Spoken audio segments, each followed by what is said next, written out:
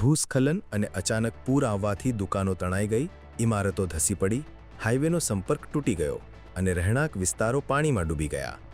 આ ભયાનક દ્રશ્યો હિમાચલ પ્રદેશના છે, જ્યાં છેલ્લા 48 કલાક કરતાં પણ ઓછા સમયમાં એક બે નહીં પણ 12 વખત પૂરની સ્થિતિ સર્જાઈ.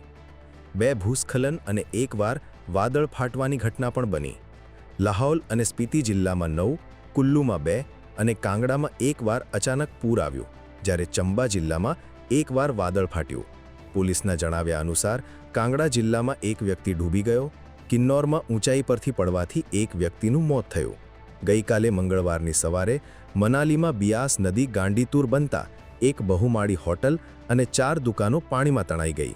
નદી 2 કાંઠે વહેતા મનાલીના મેદાનોમાં પાણી ઘૂસી ગયા, તો ચંદીગઢ મનાલીને જોડતા હાઈવેને પણ ભારે નુકસાન પહોંચ્યું. કુલ્લુમાં ધનવી ખુદ નદીનું પાણી ઘરોમાં ઘૂસી ગયું. મંડી જિલ્લાના બાલીચોકી વિસ્તારમાં સોમવારે મોડી રાત્રે 20 દુકાનોવાળી 2 ઇમારત ધરાશાયી થઈ. જો કે સદભાગ્યે બિલ્ડિંગ પહેલાથી જ ખાલી કરાવી દેવામાં આવી હોવાથી કોઈ જ જાનહાનિ ના થઈ.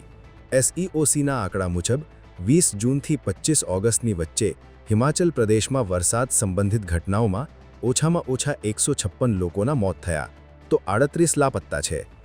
રાજ્યમાં અત્યાર સુધી 90 પૂરની, 42 વાદળ ફાટવાની અને 84 મોટા ભૂસ્ખલનની ઘટના બની છે, જેમાં 2454 કરોડ રૂપિયાનું નુકસાન થયું છે.